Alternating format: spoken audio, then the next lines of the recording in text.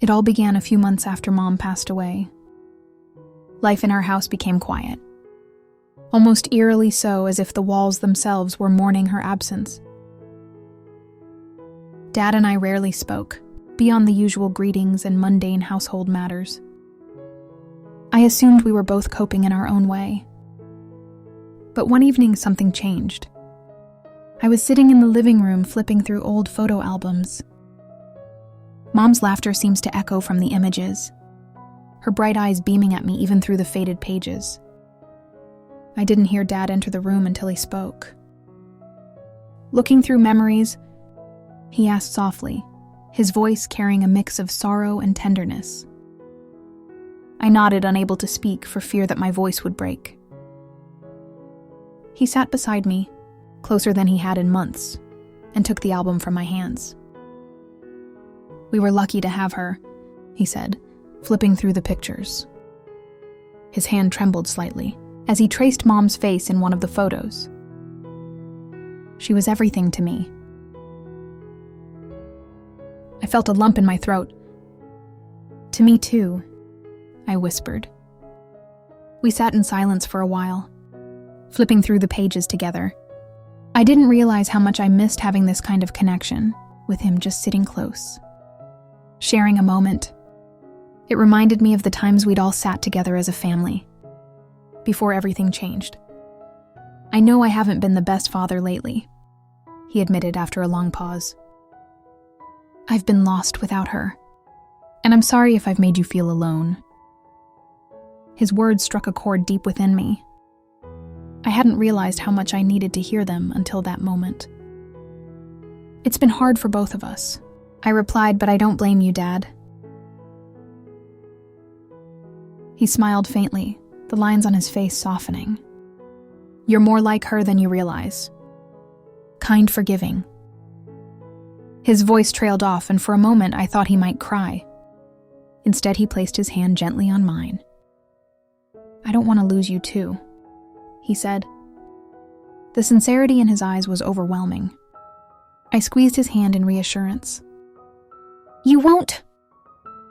From that evening on, things began to shift between us. Dad started making more of an effort, cooking dinner, asking about my day, even joining me for walks in the park.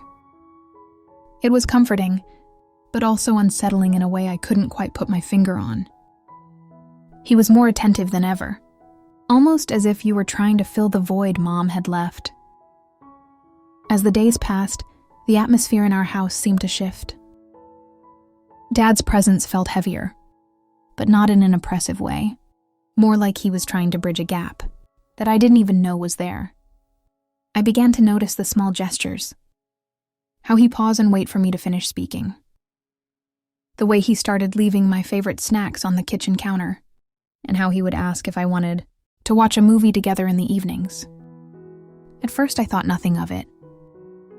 After all, we were both adjusting to life without Mom, and we needed to support each other in whatever way we could. But then something happened that made me feel uneasy. One evening I came downstairs to find Dad sitting on the couch, flipping through the TV channels. He looked up when he heard me, his face lighting up with a smile. "Hey, why don't you join me? We haven't done this in a while," he suggested, patting the seat beside him. I hesitated, feeling a sudden discomfort I couldn't quite place. I had gotten used to sitting on the other side of the room during these moments, but tonight something felt different. His invitation wasn't just casual. It almost felt like an invitation to be closer. I sat down beside him, trying to shake off the feeling in the pit of my stomach. As we watched the movie, Dad's arm brushed against mine, and I could tell he was trying to be subtle about it. But the touch lingered longer than it should have. I stiffened, unsure of how to react. I told myself it was just a mistake, that it was all in my head. After all, we were grieving, and this was just his way of trying to comfort me, right? But the next day it happened again. This time when we were sitting at the kitchen table, he reached over to touch my hand as he handed me a cup of coffee. His fingers lingered, and when I looked up, I saw something in his eyes. Something I had never seen before. For a moment, neither of us spoke. The air between us felt thick, charged like we were both holding our breath. I'm sorry, Dad said quickly. Pulling his hand back, his face flushed slightly and he looked away. I didn't mean to make you uncomfortable. I nodded, my heart pounding in my chest. It's fine, Dad, I said, though I wasn't entirely sure it was. That afternoon, I took a long walk to clear my head. I couldn't stop thinking about what had happened. Was I overreacting, or was there something more to his behavior? When I returned home, I found Dad sitting in the living room staring out the window. He looked lost and thought as though he was struggling with something inside himself. I didn't know what to say. Part of me wanted to ask him about what had happened to get clarity. But another part of me was afraid of the answer. Are you okay? I finally asked, my voice hesitant. He turned to face me, his expression soft but tired. I'm just trying to figure things out.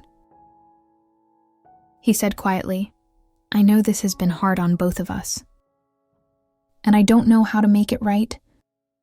The vulnerability in his voice made me want to reach out to him, to comfort him the way he had tried to comfort me. But the nagging feeling in my chest wouldn't go away.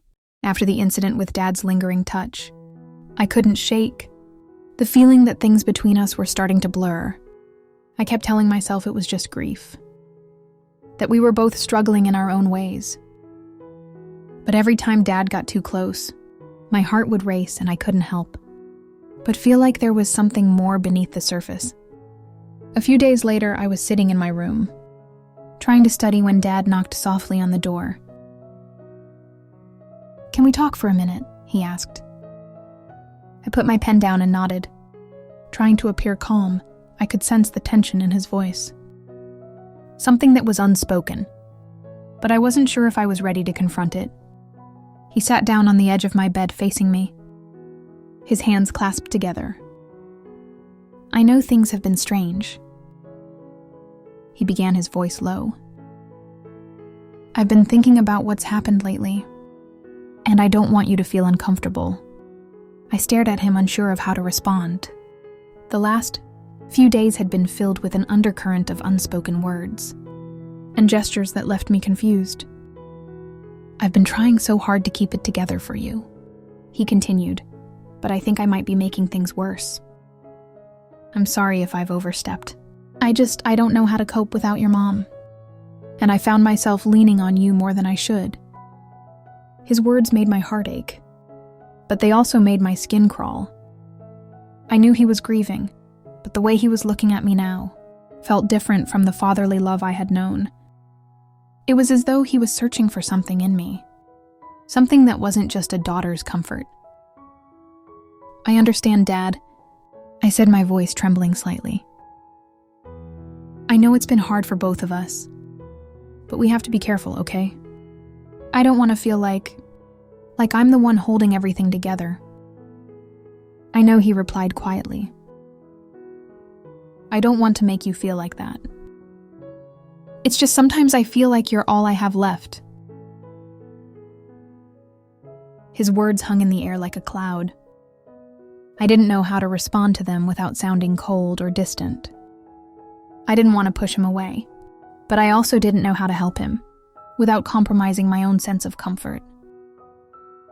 Over the next few days, things felt even more strained. Dad continued to be overly attentive, constantly checking in on me, offering help with things I didn't need. Every time I tried to create some space, he would step closer, whether it was standing too close while I was cooking or offering to walk me to school in the morning. One afternoon when I was reading in the living room, he came in and sat beside me. This time he didn't say anything. He simply sat there, his shoulder brushing against mine. I could feel the warmth of his body next to mine, and once again that feeling of unease washed over me. His proximity wasn't just comforting. It was suffocating. I stood up abruptly. My heart racing, I need to go for a walk, I said, my voice shaky. Dad looked up, his eyes filled with concern. Are you sure you don't have to? I'm fine, Dad. I just need some space, I interrupted, unable to explain what was really going on in my head. I left the house quickly, stepping into the fresh air in an attempt to clear my mind. But it didn't help. I couldn't stop thinking about the way Dad was acting. His touch, his lingering gaze. The way he seems to be, trying so hard to fill the emptiness that Mom had left behind. I couldn't help but wonder if I was the one filling that void now. And if I was, what did that mean for us? That the days that followed were a mix of confusion and self-reflection. I couldn't shake the unease that seems to follow me everywhere I went. Dad continued his efforts to reconnect with me, but his actions, though kind, began to feel unsettling. It was as if he was grasping for something that he couldn't name. And in the process, I felt more and more like I was losing myself. One evening, I returned home from a walk to find Dad waiting for me in the living room. He was sitting on the couch, hands folded in his lap, as if he had been thinking deeply about something. I've been doing a lot of thinking, he said as soon as I entered. I know I've been different lately. I don't want to make you uncomfortable, but I think I've realized something. I stayed silent, unsure of where this conversation was headed. The way he was speaking felt serious, and I braced myself for whatever was to come. I've been trying to make up for everything I lost. He continued, his voice softer now. But I've been leaning on you too much. You're not Mom, and I've been asking things of you that aren't fair. I'm sorry if I've made you feel like I was expecting something from you. That wasn't right. His words hung heavy in the air. I felt a rush of relief mixed with lingering confusion. He finally acknowledged it. Finally recognized that his actions had crossed a line. Though he hadn't meant for them to. I don't want to lose you too, he said quietly. But I know I need to find a way to heal, without relying on you in ways I shouldn't. It was the first time I felt like we were on the same page. The tension that had been building between us started to dissolve, and I felt a shift in the way I looked at him. His grief had been consuming, and while it had led him to seek comfort in ways that were hard for me to understand, I now realized that he wasn't trying to replace Mom. He was just lost like I was. We'll get through this, I said, my voice steadier than I expected. We both will.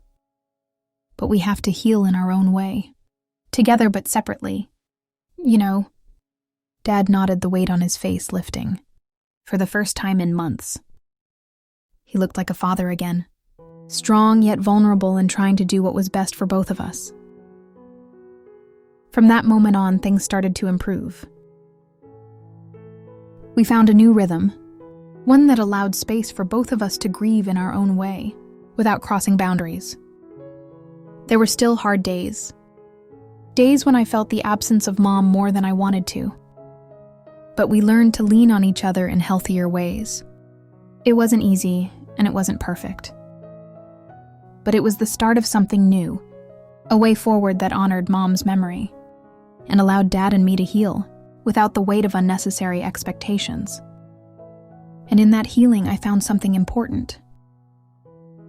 I realized that while we might never fully understand what happened, in the wake of Mom's passing, we could still move forward with love, respect, and a renewed sense of connection.